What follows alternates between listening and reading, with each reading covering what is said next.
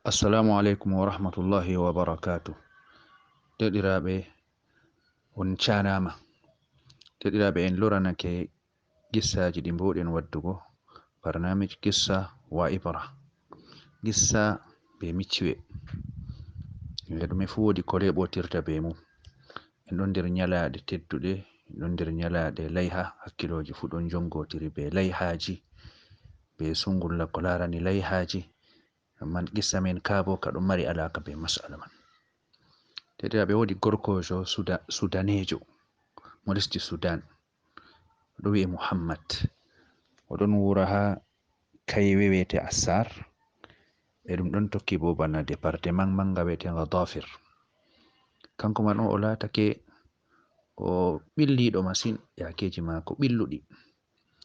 E wi'ama sani'a mako o lattake o fe'an walla o hocan ha yimɓe non barmil nebbam, o lorto kadi o detaya ɗum ha pali o wanca o heɓa seɗa. Ko o heɓata man ɗo ɗon ngakki haje mako nga nyalde. O wodi artugal, o wodi dada, o wodi ɓikkon ɗuɗkon, o wodi debbo, e nden be man ɗo yakeji mako man yakeji ɓilluɗi jamu. Amma ɓe mbi sifawol ngol Allah hokki mo bo o wodi labgo ɓernde, o wala mone be waine, nganyandi be waine kaza. E yimɓe pat o ɗon mari relation bonga be mum. Te giɗa mo fu o ɗon mosa, o ɗon jala, ha warti yenduɓe be mako fu giɗi mo, ɗon respecta mo masin ngam sifa mako man ɗo. Nyandere fere gal lewru sumaye gal reta mum ni, o wartoyi debbo mako wi mo, Muhammad yafan bo, mi yawranayi ma, mi andi a cahiɗo, bade ko keɓata ɗum foti bannon, amma wodi ko nummi mi yiɗi mi wi'e ɗum pamren. Debbo na aibe wala?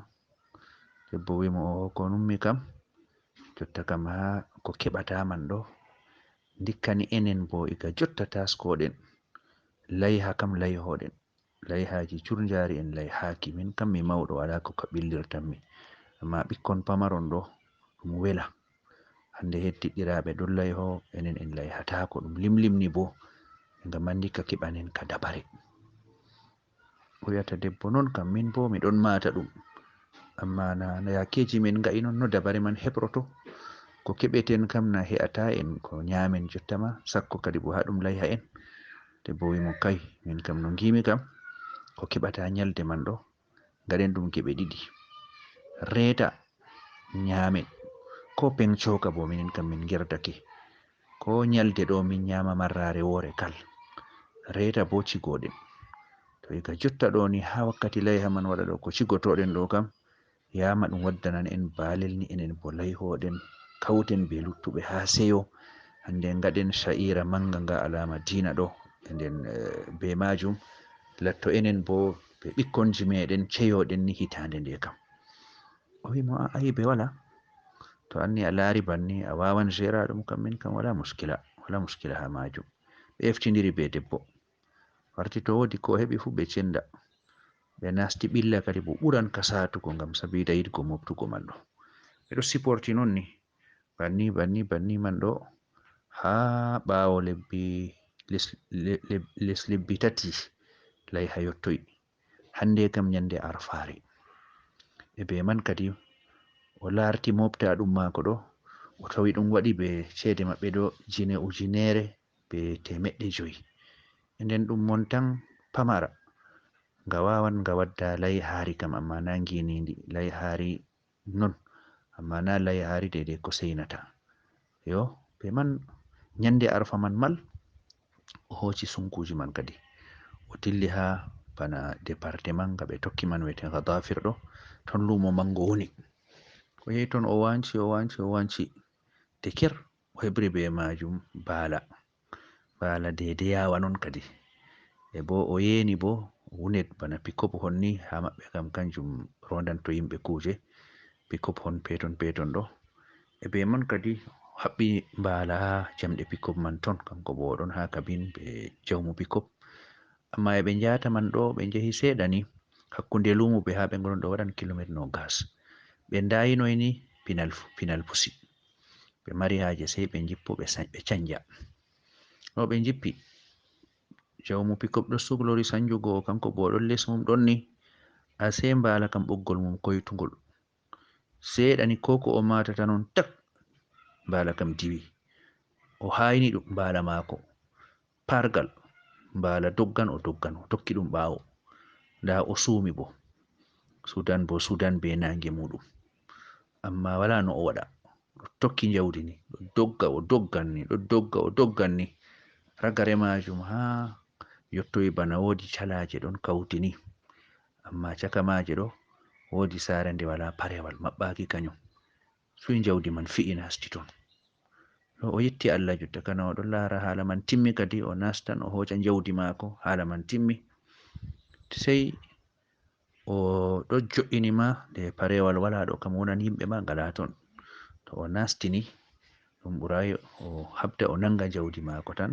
o wurti do be muɗum banni kadi o yottoyi ha dammugal man ɗo sai o mati haraka nder sare haraka ɗume o mati ɓikkon ha nder sare man ɗo nangi jawdi kam ɗon gaɗa seyo muɗum ɗon diwa ɗon belwita alhamdulillahi hande kam en layhoto enen bo jango kam hande kai Allah hokki en layhari meɗen enen bo duuɓi en layhaki ɗo kam fu en gostan gonɗi men jango kam ni wonan hikka kam heddiɗiraɓe meɗen jurmini en neldi en layhari heddiɗiraɓe men jurmini en neldi en layhari to mama wodi puldebbo ɓe gondi nder sare man wi'ata ɓe ɗume ɓikkon ɗon nder suudu mbi ɗum kai mama hikka kam ɓe nuldi en layhari wari haɗo wonan heddiɗiraɓe men marɓe yakeji ɗo hikka kam enɗake en nuldi en layhari enen bo alhamdulillahi jango kam en ceyoto ɓikkon diwan ngaman kadi ɗo pijira layhari man o mema gal ɗo o wi'a waɓɓoto oni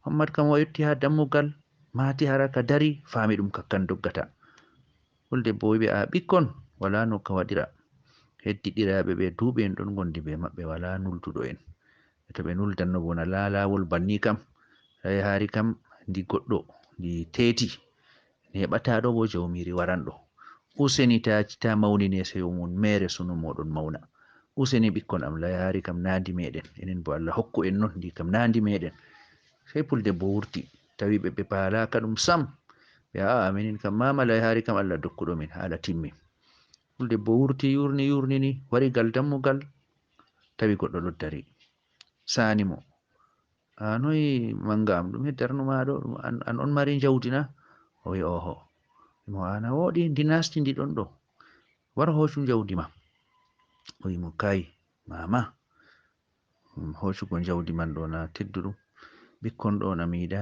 mi wonna seyo maɓɓe ɓikkon banni nda jawdi man yottake ɓe ɗon jo'ini je maɓɓe ba matumi ɓe ceyori ɓe diwrata ɓe ni ɗo ni kadi bo mi yaha mi hocandi ha juɗe maɓɓe mi wurti ɗo kai na nafsu am wawata hocugo mo kai hala ɓikkon kam a wawan ɗum na an kam waro ya hocu tan ya hocu ɓikkon ɗo ɓe atime en no baba maɓɓe wala to ɓe keɓata kadi to ɓe mbowɓe ka heesi an kam nastu hocu hunde maɗa sukajo am mo kai mama ɗum tedduɗum o wimo ɓingel am miɗon laare an bo a wala yakeji ɗum habre non giɗo ko ɓorniɗa ɗo ni ɗo ɓorni lumce mako ɗe o sippirta nebbam giɗo no ngaɗa ɗo ni an bona na a pecoraɗo deidei non habdi a heɓi balel ma kadi bo ngara accangel ni non ka non mbi'oyta sare war nastu hocu hunde ma ta watka o wi kai min kam mi wala mi acci ngam Allah mi sori nga Allah min bo Allah on riskumayam Allah lattiɗo Razzak ɗo kanko man o riskumayam amma min bo mi yaha mi wonna seyo ɓikkon ɗo mi teta nga ha juɗe muɗum mi jogo nga kam min bo mi waɗata ɗum sai o wayliti o dilli tan derkejo wayne warle o dilli tan banni non o dilli debbo kam kayefi waɗi ɗum kanko bo o nangi lawol ɓikkon mako bo ɗon dari ndena baba wartiran mbala hande kam baba wartiran mbala ɓikkon ngaman ɓikkon mbokan ɓikkon mofti gurgiraɓe mum kaza mbala maɓɓe ɗo warra baba dilli lumo hanga dafir noyi seeɗa ɓe ngi baba wangoyi juɗe sappo ba mbi'eten wala ko ɗum her juɗe mum mbiyata abuya toy mbala toy layhari toy ni no ɓe kai ɗo wara halli maɓɓe mbadi kadi ha jayari ɗo wara layhari ɗon wara ko sonji pat ɓe ɗon jurno o wuri o nasto e sare o tawi dada sare yimo coko man non Muhammad khair enoyi kubar toy layhari wimo alai hari ɗo wodi gissa waɗi, ɓikkon kam wala ko pamantammi, amma an a famantam. Da gissa lai hari kam min kam mi wawai, mi accindi ha ton. Debbo wi a boɗɗum a waɗi boɗɗum ko gaɗɗa ɗo, min bo miɗon wondi be ma, to min wonno babal ma bo min bo mi waɗanno banni. To banni kadi, amma na jotta bo ɗum asiri, na jemma waɗai, moƴƴi Allah na peciɗe, an kam lora watugal lumo man ton kadi bo, ya ton tartarna ton, yama wodi gal Allah waɗirta sababuji muɗum kibren kadi bo, tata yigikki an kam yagal ton ni.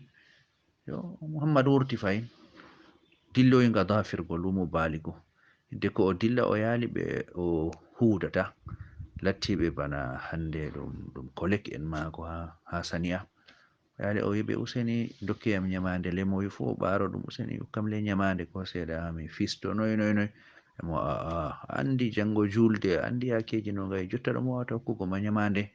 O tukkina goɗɗo hokka mo jini 50, goɗɗo jini 100, banni o heɓi o mofti ha maɓɓe ɗo, ko waɗata jini ujunere be gal 100, 300, amma ɗum waddata mbala kam, o andi ɗum waddata mbala.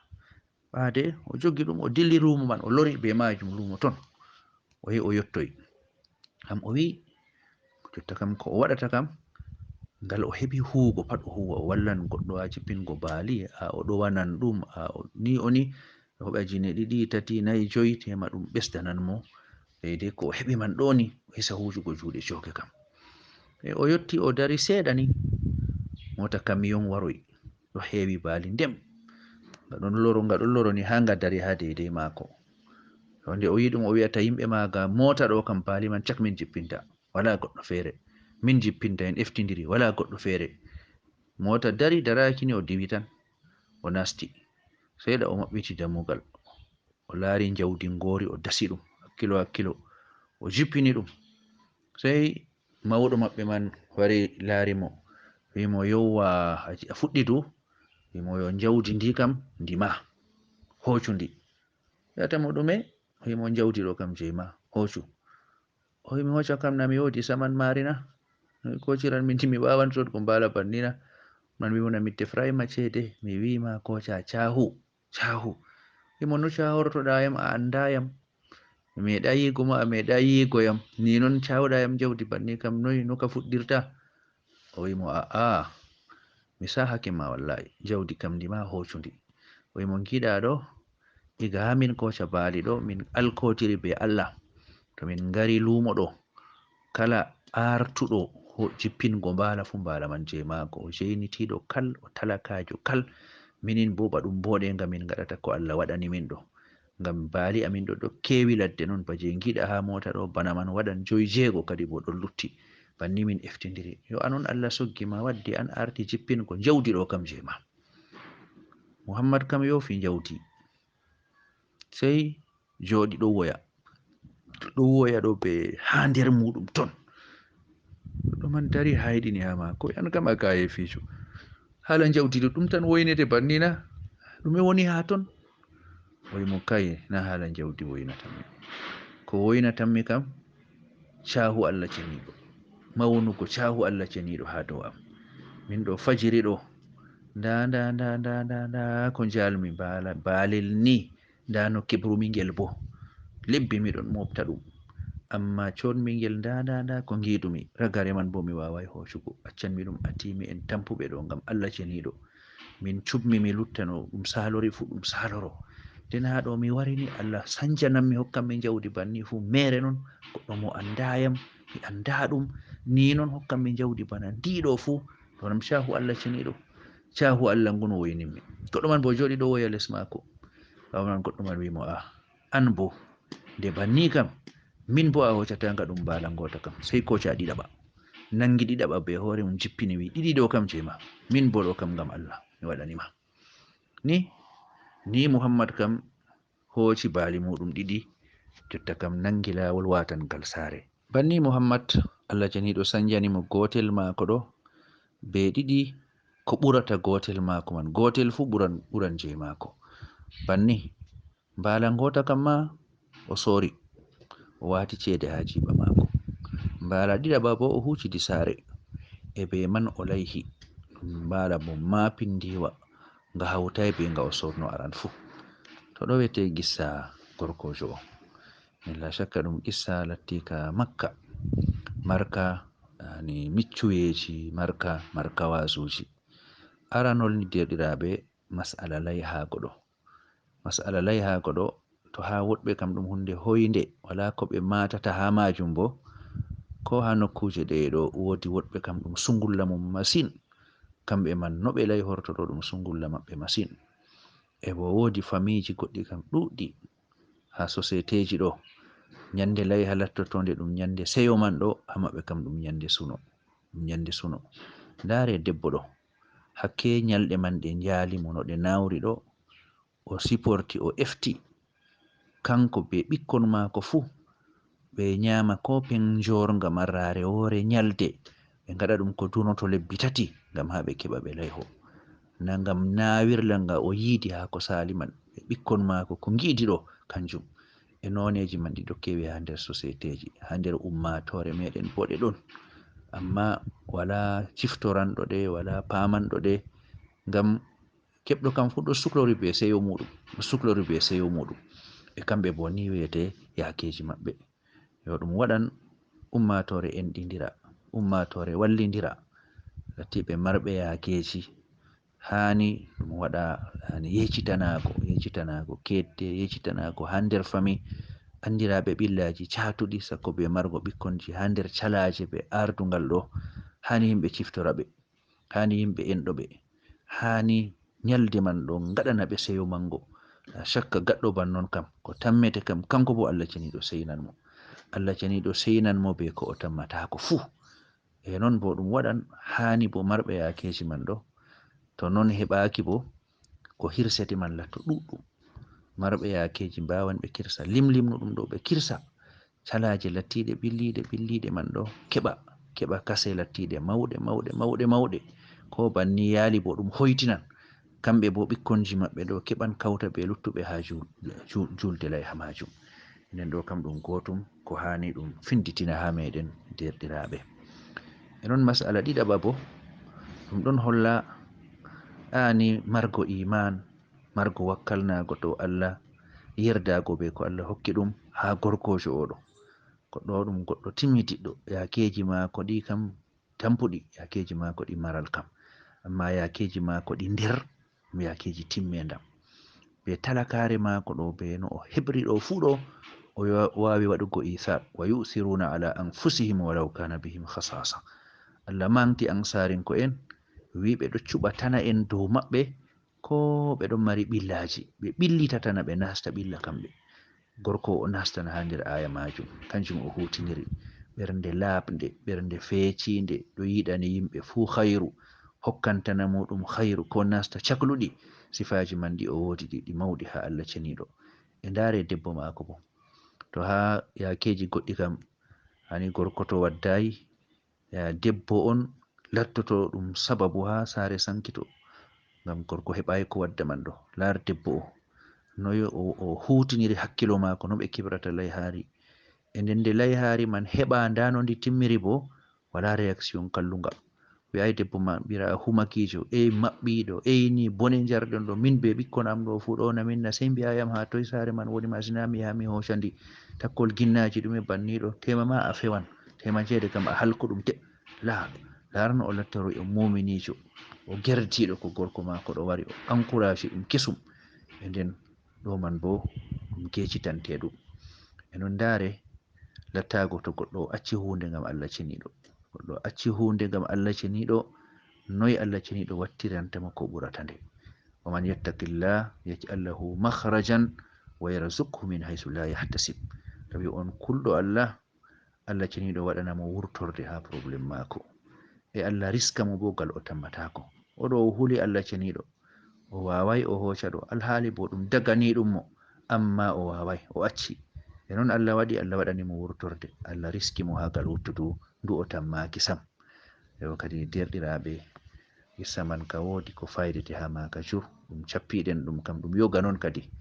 Yo ɗo man wiyete kissa man e hani kadi yani ka wallita en ha siftorgo yakeji tampuɓe ha nder societeji men, yakeji layha ɗum batte ɗiye ɗum accata ha nder famiji ɗuɗɗi lattiɓe tampa sembe en, noy mbaweten wallirgo ɓe be sifaji fere-fere. Hakkunde marɗo yakeji peciɗi wawan soda ko layhe man hokka famiji goɗɗi, mo yakeji muɗum mbawan soda ɗuɗɗum hirsa senda. Annabijo men sallallahu alaihi wasallam ha hijjatul wada ɗo o lohake yani geloɗi ko waɗata 50 be juɗe mako, e ɓawo man bo o umri Ali radiyallahu ta'ala an, kañum man bo timmitina luttuɗi, ɗum fu ɗum sendana talaka en woɓɓe mbawan gaɗa ko nandata banni. E hakkunde bo bawan ɗo waɗa geɗal ha jawgel mum malla balel mum man ɗo yoga ko hokkata talaka en ha ton. Be man khairu sankito ha nder ummatore sai yo filta, sai yo julde huɓa, e nden ɗum laato ɗum khairu manga. Allah janiɗo o fondu en, o wallu en, o waɗa nder nananɓe haala ɓe tokko ko ɓurata wonko ha haala man. Jazakumullahu khairan wa baraka fikum.